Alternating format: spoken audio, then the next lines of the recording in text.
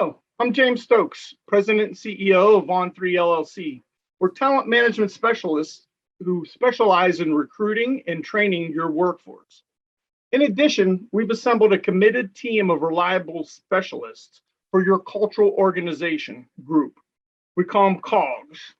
With that said, I'd like to introduce you to Echelon Management's Mark Faust. Mark is the author of 2 books, Growth or Bust and High Growth Levers. Both focus on the turnaround mindset, which just isn't for troubled companies anymore. Successful companies still can have a turnaround mindset.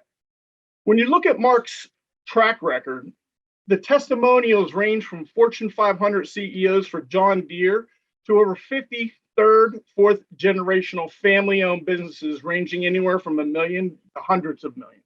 Through Mark's strategic advice, many have touted a significant impact to top line and bottom line revenue growth, as well as his advice on strategic direction and how to structure the business moving forward. Without any further ado, I'd like to introduce Mark Faust of Echelon Management. Good morning, Mark. Great to be here.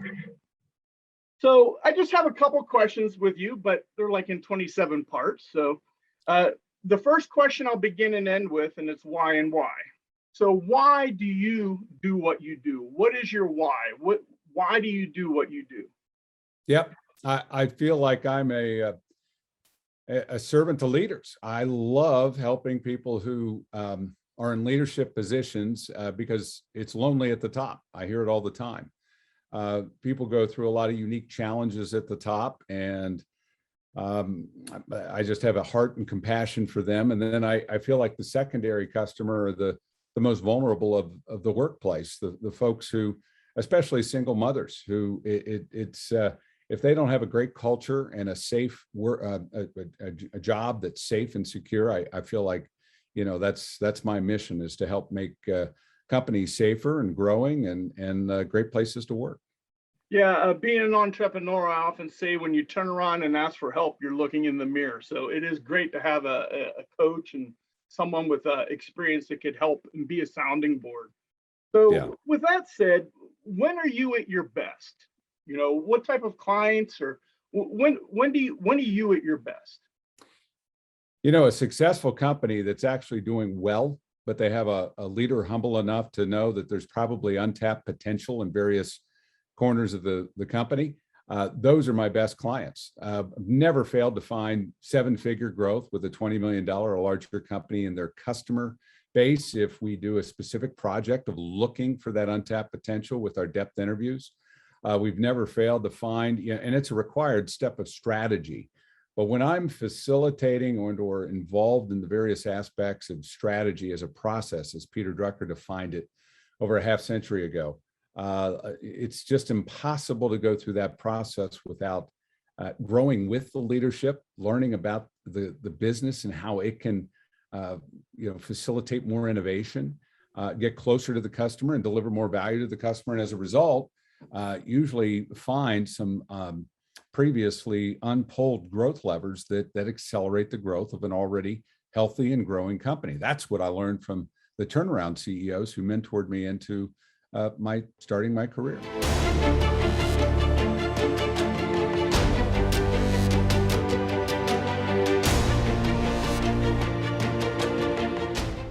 But being a CEO, you get so wrapped up in the weeds of taking care of the day-to-day business, you don't have the ability to step down and say, hey, you know, how is this going? Taking the assessments, you're too busy fighting fires. So actually structuring that time, that really does lend a good credence.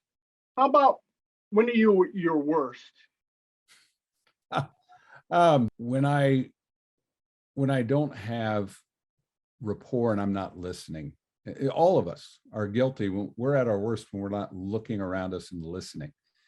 And so I've found that no matter who is on the other side of that line or the table, whether it's my client or their customer or one of the teammates, if you just look into their eyes and listen, you start to hear and see the opportunities.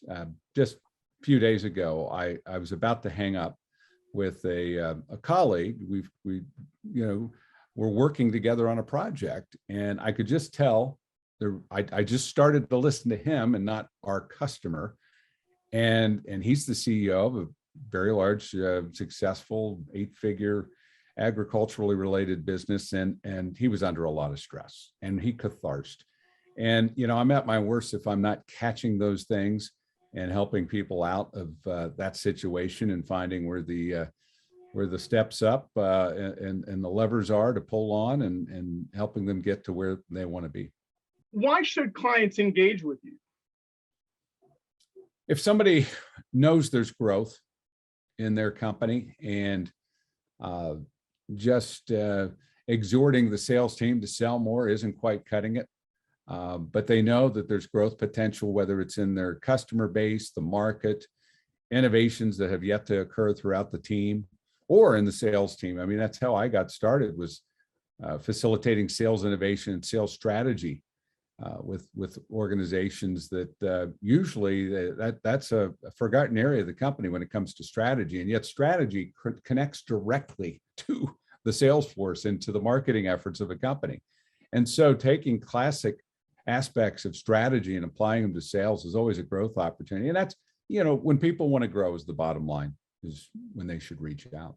Yeah, I think I would also add, and even when they don't know there's more growth, there's probably growth they don't know about. So it would be worthwhile to go through the exercise, and they may untap a whole nother vein of gold they never knew. That brings up a great point, is that think of all every owner of every company will go through an exit event, whether they want to or not, whether it's through the handoff of the business to the next generation, which sometimes comes too soon or sometimes comes too late, or it's a hostile acquisition or a troubled situation or a death. You will be handing over that company at some time. And so looking at that company beyond yourself is absolutely critical. And most of my clients, when they become aware of the value of the valuation of their business and the leverage it can give them to grow in creative ways, it creates a new dimension of how they manage the company. And so that's an area where, for example, we can do valuations, very thorough, in-depth valuations for no charge. But that report, that 26-page report and analysis on the 12 ratios that determine a valuation of a business and more, it's insightful for somebody who maybe isn't didn't come from the CFO world, or wasn't the controller of their company before they took the helm. And so, there's an untapped area of potential. It's just appreciating the financial health, vulnerabilities, and assets, and how they can be better leveraged. I mean, if they counted things differently or aimed at this particular target line, they could dramatically increase the value of their business.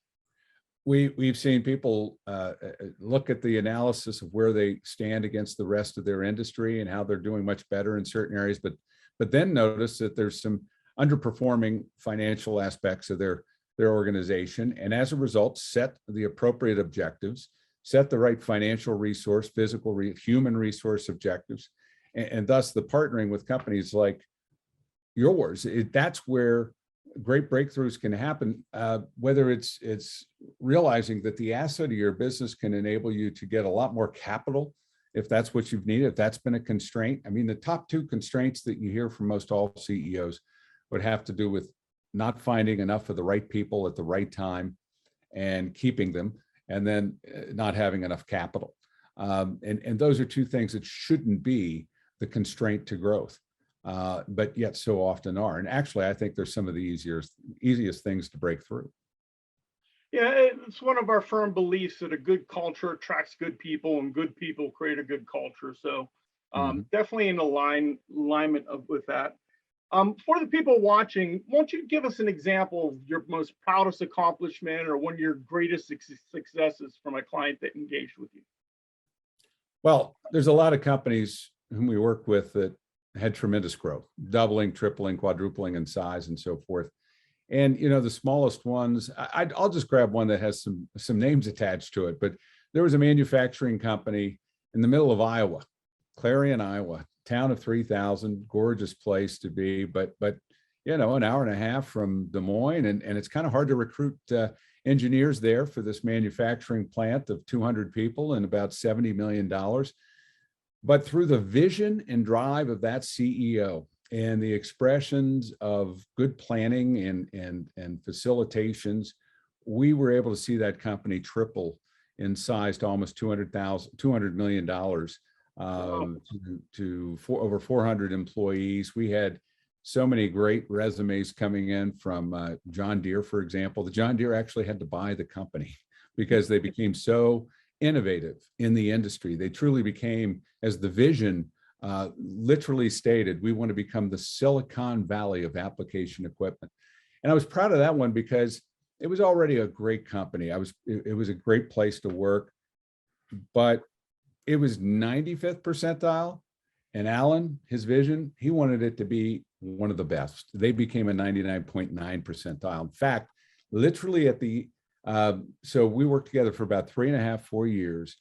And this vision, came forth in about, not quite a year into the relationship. But it wasn't 18 months after that Tony Hsieh, the founder of Zappos, at his culture boot camps, said, Alan, the CEO, I want you to come back. Out of the 1,000+ people we've had in the last year, you're one of the top 2 companies I've seen transform from a good culture to an exemplary, great culture. You are a true example of greatness when it comes to taking a culture to the next level. And they were one of the tops in the nation, according to Tony Hsieh, kind of the godfather of great places to work. And to be a part of that, from him just speaking that lakeside while he was on, they took me on vacation for a few days with his family and my wife and so forth. And we were able to roll up the sleeves and actually get some work done. And sometimes that's where you need to do your best visioneering, is when you're relaxed. Well, you don't have distractions, interruptions of the day-to-day work. Your interruption's a beautiful bird landing on the lake or something like that. Yeah. So it does free your mind up to think a little more. Yeah. So that's wonderful. That's all the time we have today. So I do hope our clients do take advantage of your services and hopefully achieve double-digit growth as well. So once again, thank you, Mark, for your time. Please visit on3.com for more information and a link to Echelon Management. Thank you again, Mark. Have a great evening. Thank